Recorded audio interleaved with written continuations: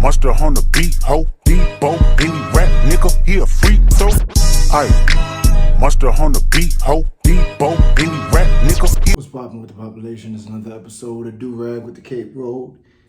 It's me, Dre. Assalamu alaikum. Make sure to like, comment, and subscribe if you're new here. If you're not, make sure to like and comment, and make sure all of y'all share. Check the link in the description. That way you can hit me up on the link tree and follow me on other social network platforms and hit up the Cash App and Venmo, just in case you want to donate to the content or whatnot. But I'm just here to talk to you about some stuff.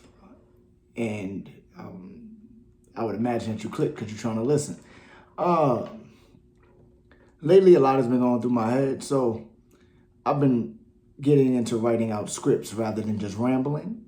And so my last episode was scripted. This one is also scripted. So be prepared for my reading skills. I swear I graduated high school at least.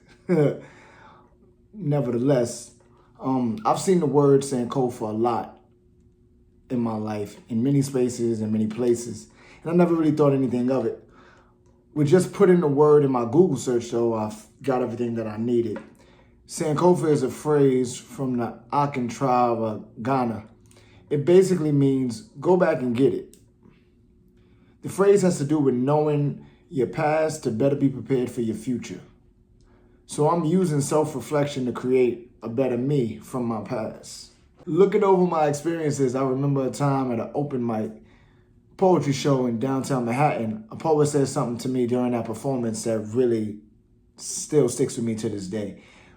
I never really understood why it stuck with me until I started writing out this script. What she said was, wherever you are the center of the universe. Now, being told that you're the center of the universe is probably one of the most reaffirming things someone can say to you. And at the time that she said that, although she was speaking to the crowd, I felt like she was directly talking to me. But it just lingered in my subconscious for so long that I never really understood it until I really started writing out this script. And as I began to write it, I started to realize the weight of that statement.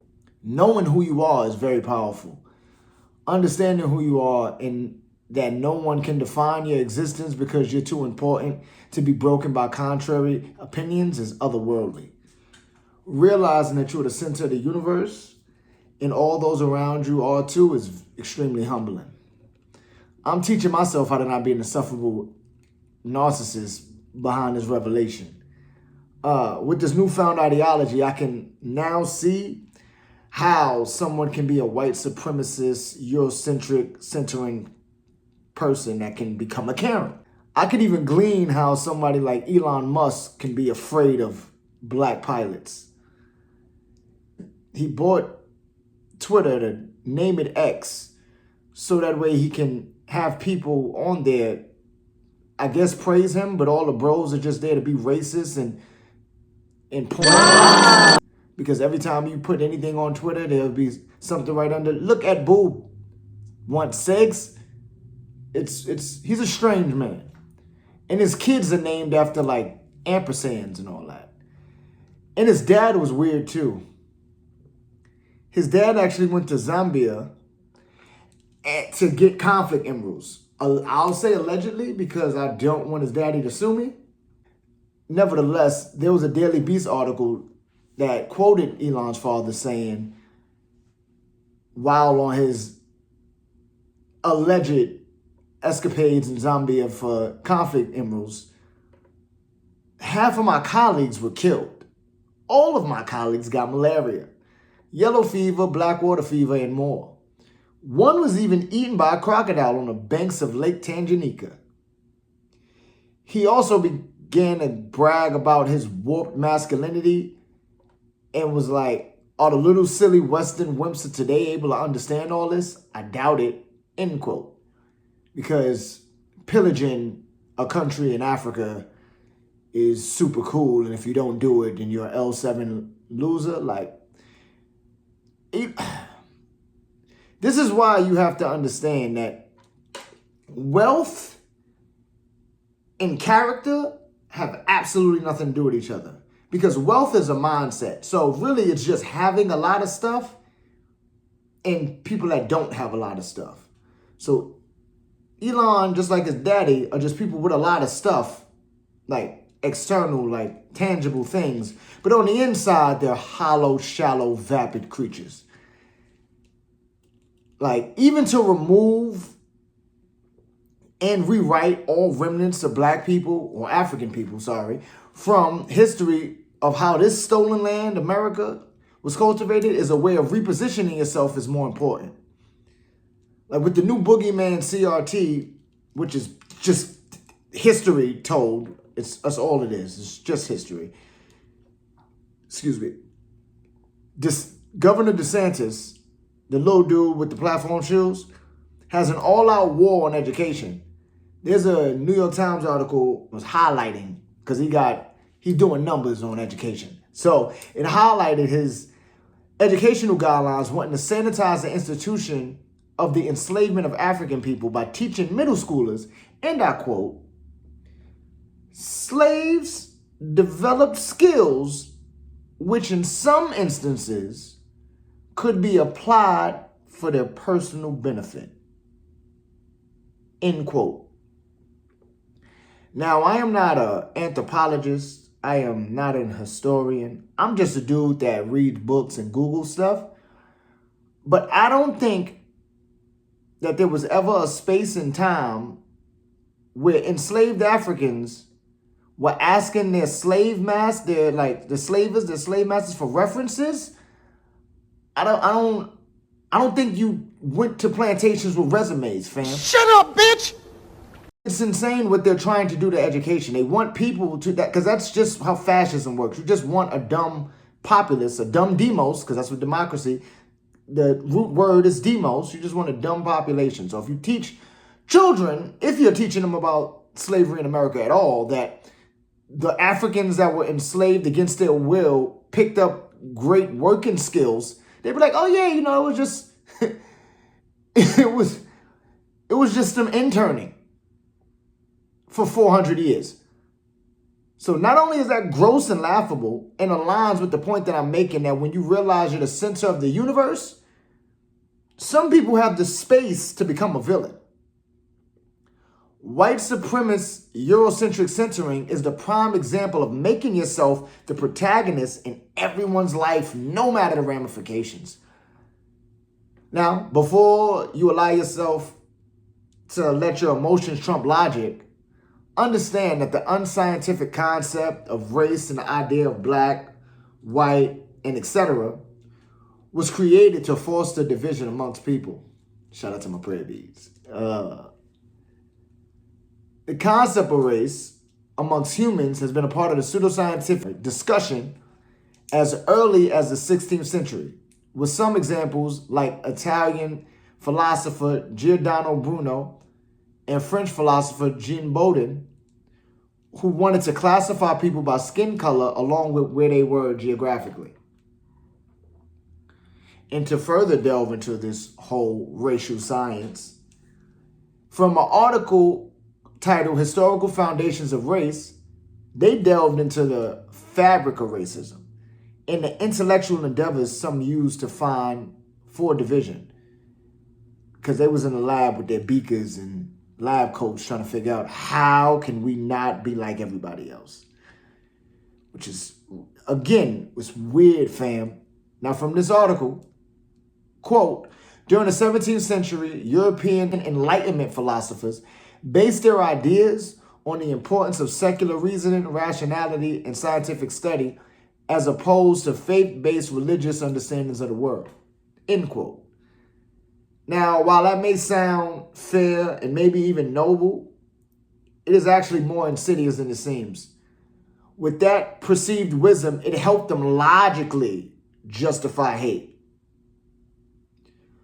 One of the most well-known anti-black, anti-everyone who isn't from Europe and the Caucasus regions, his name is Christopher Minus. Quoting another article about, again, it's a lot, bruh. This is why you need to read books. Go to your local library.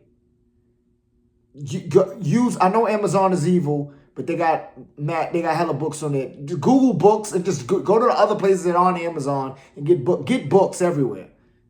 Read, fam, because the more they want to remove from the educational system, the dumber they want the populace, so that way they can get away with doing the same things they've done before, so that way we can keep repeating what happened in the past. So, from the article, The Trouble and Return of Scientific Racism, this talks about your boy Christopher Meiners. Quote, in the late 1700s, the German philosopher Christopher Meiners described in his book, The Outline of History of Mankind, two divisions of mankind: the beautiful white race and the ugly black race. He argued that black people were inferior, immoral, and animal-like. After this, is racism over? Fuck no. And as well, being less sensitive to pain due to having thicker nerves and lacking human emotions. Excuse me. This racism is giving me indigestion. He further claimed that although skulls of black people were larger, their brains were smaller and therefore they were less intelligent than other races. In bigoted quote. Now, even if you want to get biblical, then you can look in the Babylonians' Talmuds for the curse of Ham myth. The players in the formulations of the goofy idea of race stretch all across Europe, with some prominent philosophers and scientists coming from Germany, because why not, right? To create a hierarchical system predicated on pseudoscience proves what point? Who are you doing this for? Is your sense of self-worth that low that you can't see yourself as equal? You need some way to pit yourself against others based off standards that you created to only move the goalposts every time those you deem lesser than you exceed your contrived criteria. I'll have the plantation master poisoned. In 1775, Johann Friedrich Blumenbach, say that name 3 times fast. I don't even know if I said it right the first time. He was a phrenologist. Those are people that like study skulls and whatnot. His work was used to justify racial science. Like, he was like one of the pioneers of it, using the differences in skull size. He himself, though, has been said to have denounced racial hierarchy, claiming on numerous occasions that our differences are from how one is nurtured, along with opportunities and environment. So basically just life, like he just understood. And then you can also use this as like a precursor to the understanding of privilege, white privilege. But nevertheless, just get back to it. When Johann was speaking of the Ethiopian people, from the article titled The Beautiful Skull in Blumenbach's Errors, The Birth of the Scientific Concept of Race, that is a very long title for him. Blumenbach, quote, he refuted the notion that Ethiopians were an inferior race to other races. Blumenbach wrote favorably about Negroes, extolling their beauty, mental abilities, and achievements in literature and other fields. He pointed to variations in opportunity as the cause of differences. His viewpoints on Africans was out of tune with that of the times and more in line with that seen during the movements of the civil rights and equality in the 1960s, end quote. You lying ass bitch. So having a basic level of humanity can be compared to the civil rights movement of the 60s? Fam, that's a bigger reach Then when the Detroit Pistons took Darko Milicic, number 2 overall, over Carmelo Anthony in the 2003 NBA draft, you can't suck that bad as a collective and think just because this person thought, yo, maybe humans are just all human. And they're like, yo, he all-time Martin Luther King. What? Johan did have a very weird affinity with Georgian women, though. And I ain't talking about Atlanta, Georgia, but shout out to those women. I ain't never been to Georgia, honestly. I need to go. Heard it's a black Mecca. People of the Caucasus area in general, with him gushing over their beauty in comparison to other groups. The article goes on to explain, quote, mostly Blumenbach's writing retained a scientific stance, but he exposed his bias on beauty when he wrote that the Caucasian skull of a Georgian female was the most handsome and becoming. He stated that the most beautiful people live in the southern slope of Mount Caucasus. That is the Georgian people. End quote. So he was like, yo, people are just people, but them chicks from Georgia, though, what's up? Proving yourself to yourself for the benefit of yourself at the detriment of everyone else is weird behavior. The ideology is steeped in every aspect of our society. To not lose the plot, do you remember when Justin Bieber did a Ku Klux Klan remix or a Ku Klux Klan Clemix? It's a dad joke. Yeah. To his hit song, One Less Lonely Girl. One less lonely nigga. One less lonely nigga. One less lonely nigga. There's gonna be one less nigga. If I kill you, I'll be part of the KKK. Although he was 15 at the time, it's still, come on, fam. But Usher, taking his little protege, trying to fix him, showed him videos that was explaining the history of racism and the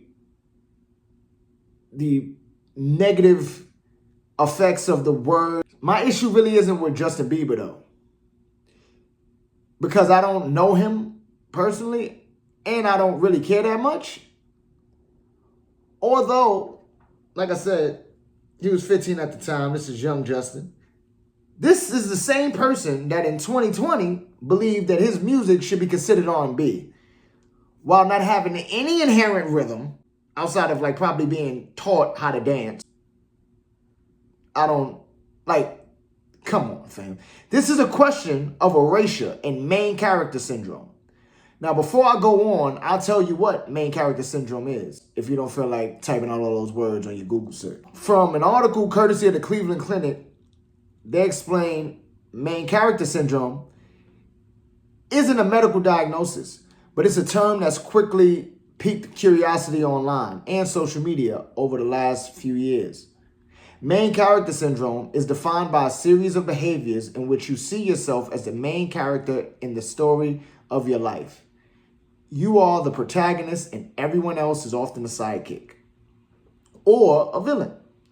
You often see yourself as the most important person in the room and you act according to the narrative of your plot, however you define it.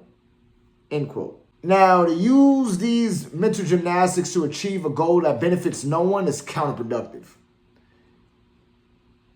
Because tyranny for some is tyranny for all. Regardless, capitalism kills everybody. When you understand the reasoning behind the word white and white supremacy, you realize it has nothing to do with skin, but it does with status, like everything to do with status. We as a society haven't evolved past the caste system that places people in certain places on the proverbial totem pole.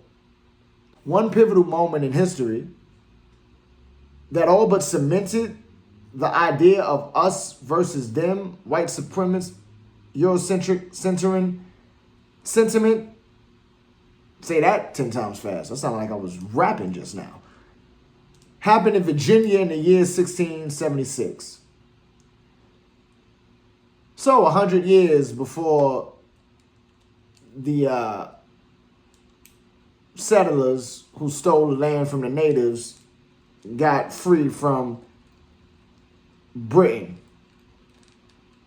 So they came because they was being persecuted where they was and didn't want to pay taxes and was doing other kinds of stuff.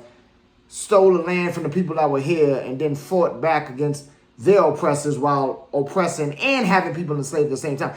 The way in which that all went down is wild to think about. But shout out to them, I guess. I'll be citing at length a great source from facinghistory.org. The work is called Inventing Black and White. Quote, Nathaniel Bacon was a wealthy white property owner and relative of Virginia's governor, William Berkeley. But Bacon and Berkeley did not like each other, and they disagreed over issues pertaining to how the colony should be governed, including the colony's policy towards indigenous people. I don't use the term tribe or Native American because those have negative connotations connected to them. It is better to use nation and indigenous people. So that's just a end quote. So two men who weren't even from where they was at were fighting over who should be the main character in their perfect white supremacist Eurocentric centering world. The villain to them was the indigenous people whose land they brutally annexed. But back to Bacon, I'm going to call him Haram. Back to Haram. Quote, Haram wanted the colony to retaliate for raids by indigenous people on frontier settlements and to remove all indigenous people from the colony so landowners like himself could expand their property on the stolen land.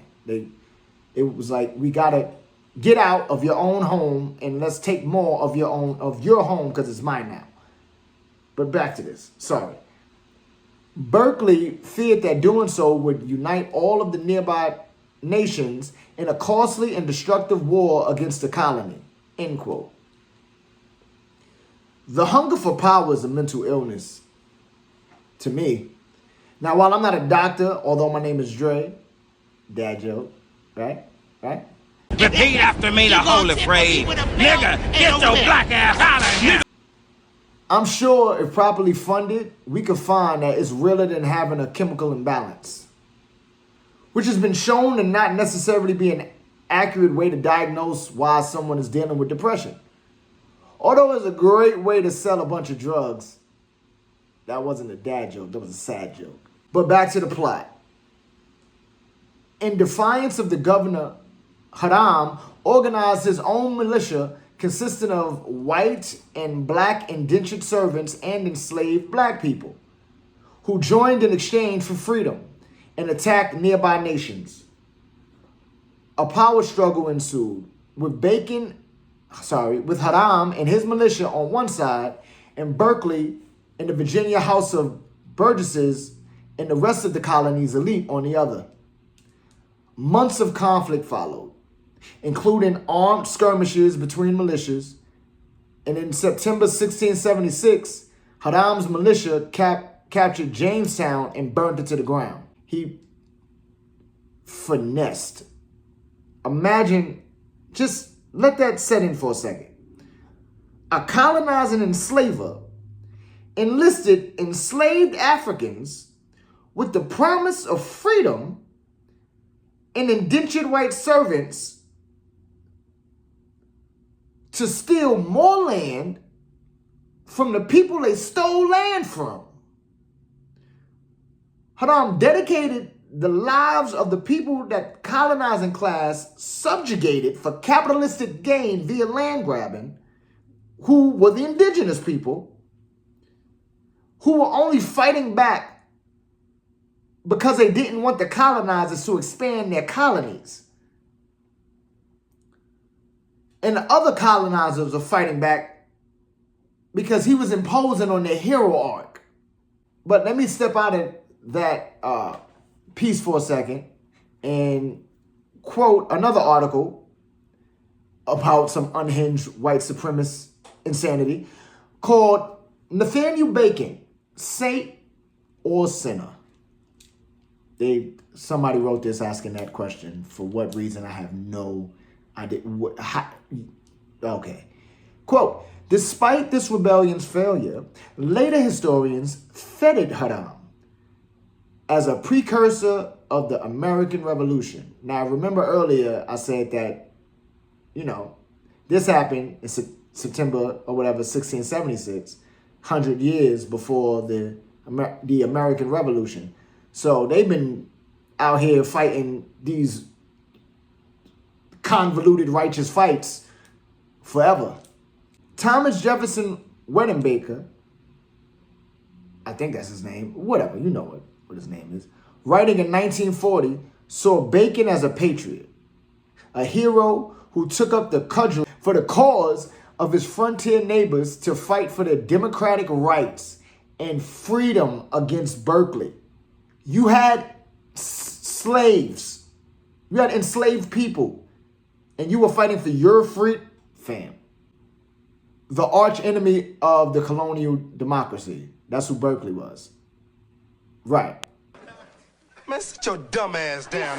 This was all written out. These people, but I mean, they're just writing out the history, man. And bro. This is why you go to a library. Read books, please. Buy books. Ask questions. Don't just use Google. Don't just ask questions. But by the grace of what one could call karma, Haram died, though. He died of something called the bloody flux. It was dysentery. And an infestation of the body. He had body lice on October 26, 1676. So he died like a month later after the rebellion of body lice and dysentery. That's fire. Shout out to that. Shout out to dysentery. You went to sleep hungry. You sacrificed for us. You the real MVP.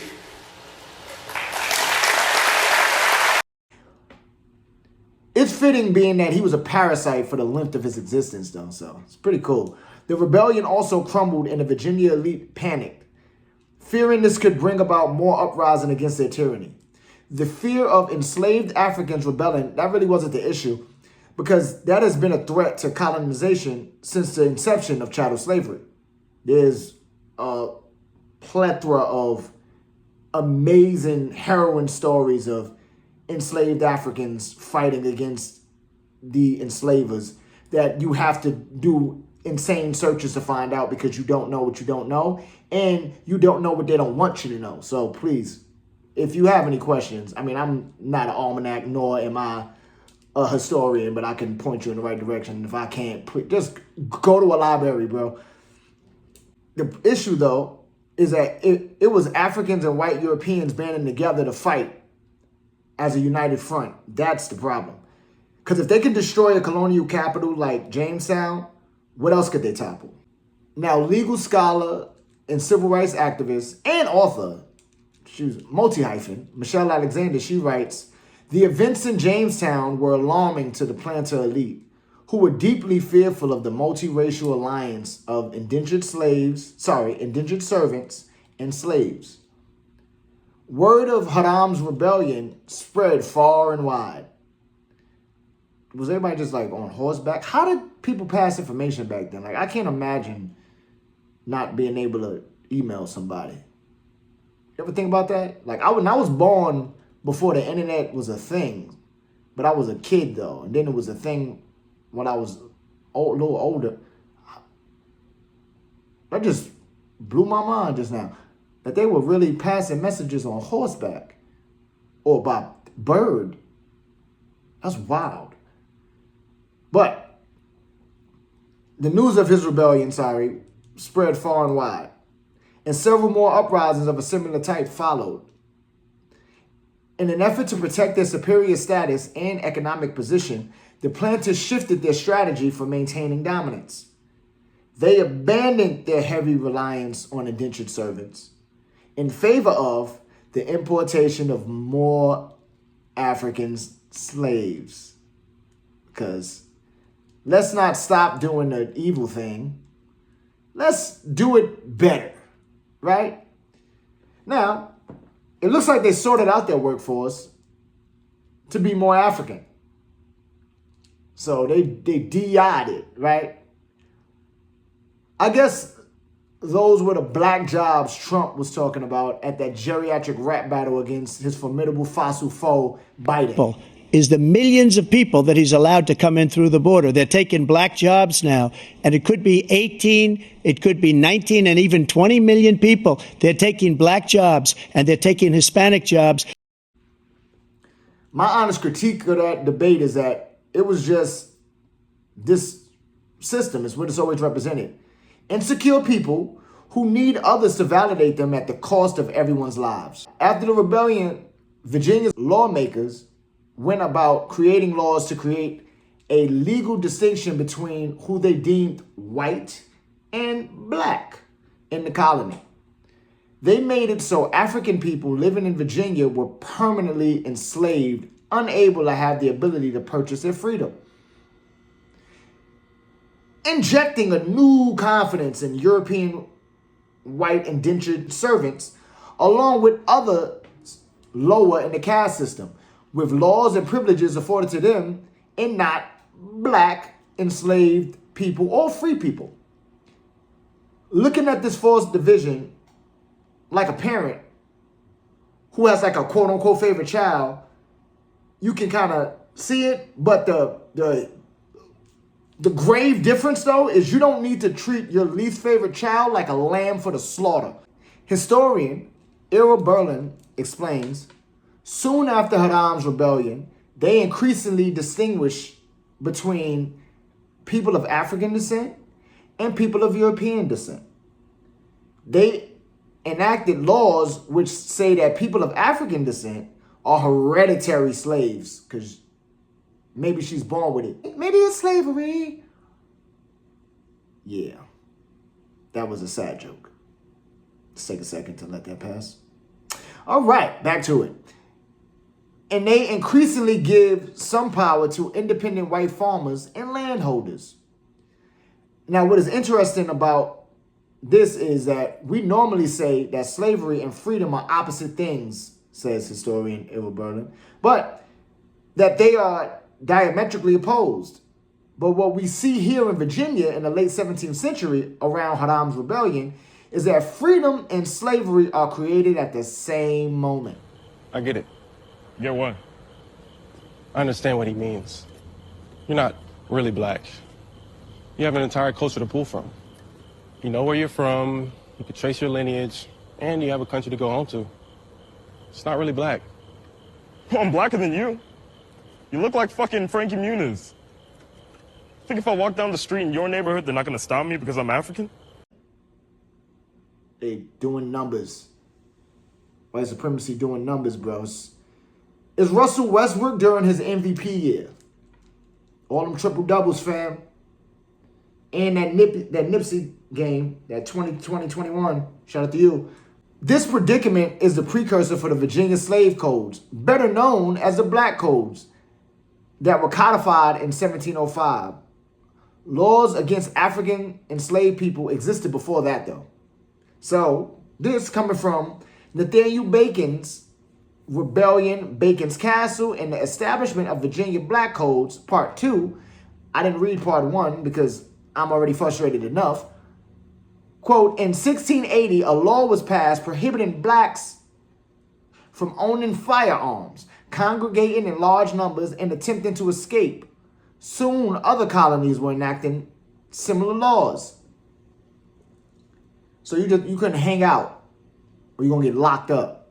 Like, this was congregating in large numbers was for enslaved Africans and free people. So imagine you and like two of your friends met up and was just like chilling. You're going to prison. Yeah, the police state has always existed. Nothing that's happening currently is new. Nothing's new under the sun. Humans are constantly repeating things because, again, they are erasing history. They are erasing your ability to know about these things, to learn from the past so that you can have a better future. Read books. Go to libraries. Look into different bookstores. Research history.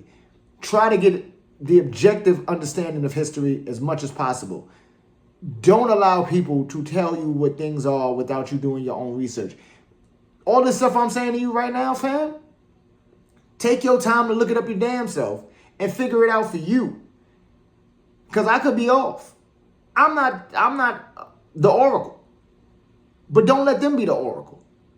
Shout out to the Oracle. Shout out to Matrix 1 and 2. ADHD kicking in. My fault. Back to it. Racism also is a system now, and it was a system then. The only difference is the legislators don't have on powdered wigs and false teeth that they got from enslaved people. I'm looking at you, George Washington. You bitch. And back to the other source about systematic racism prevailing. Good Lord.